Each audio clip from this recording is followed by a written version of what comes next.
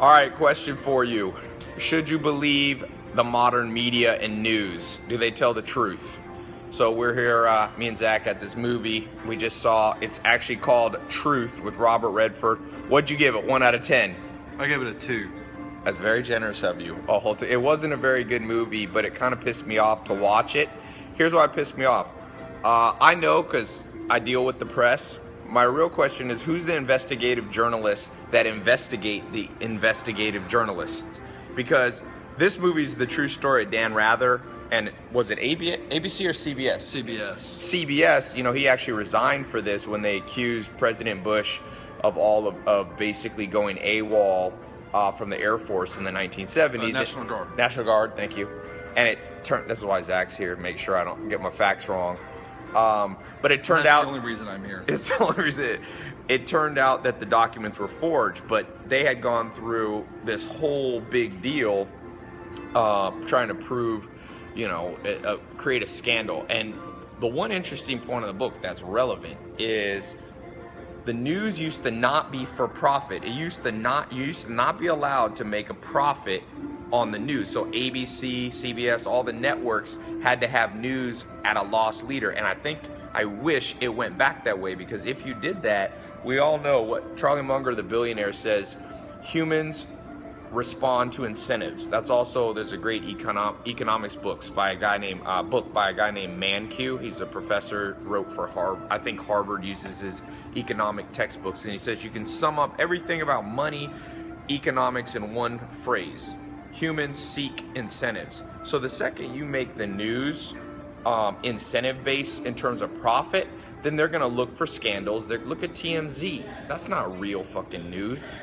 I've been on TMZ a few times, but everybody's watching that, and I'm going, who's investigating TMZ? They're investigating everybody. I wish someone flipped the cameras around, not to pick on TMZ, but who's investigating, all these political, you see all these commercials now. We got a election coming up, and I elect Zach to be the official investigative journalist. I'd love to do it. He's got the beard. There was one scene I really did like. It's whenever the Kate Blanchett character, who was the producer and in the media, when the story broke, she had media outside of her house, and so the tables were turned. And she didn't like it. Yeah, she didn't like that. I thought that was really funny, because that's how it typically works. But it was that mindset of, don't judge me for my results, judge me for my intentions. Yeah, which is bullshit. How they try to present it.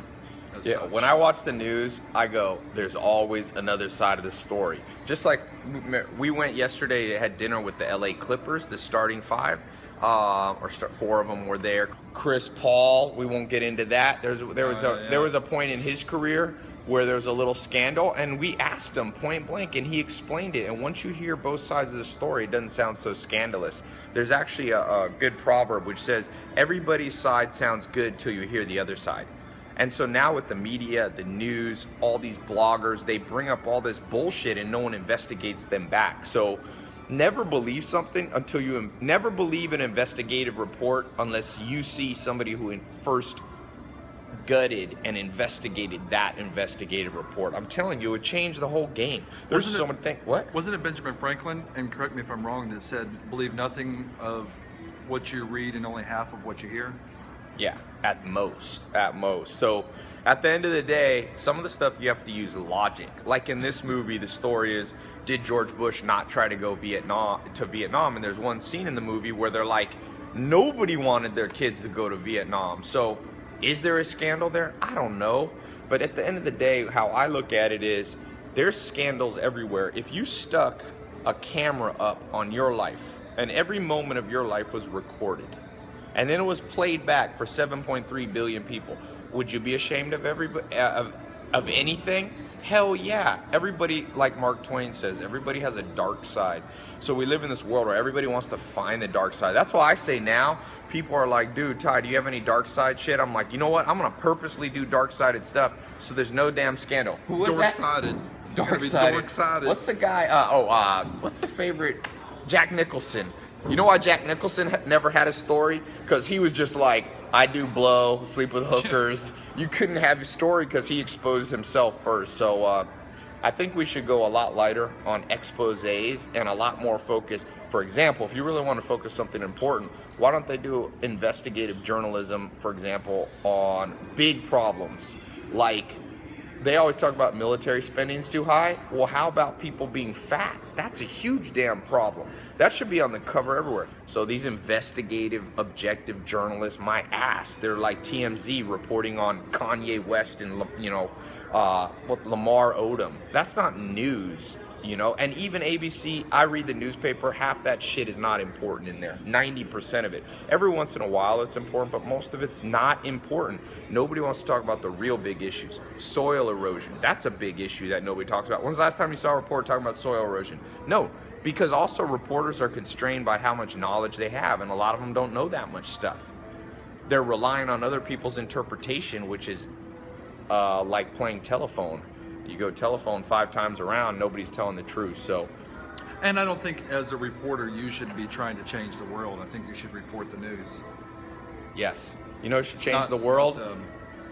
I think it was Goethe, or one of those great philosophers, who said, let every man sweep his own front porch and the whole world will be clean. That's a much better way. Everybody be their own little reporter.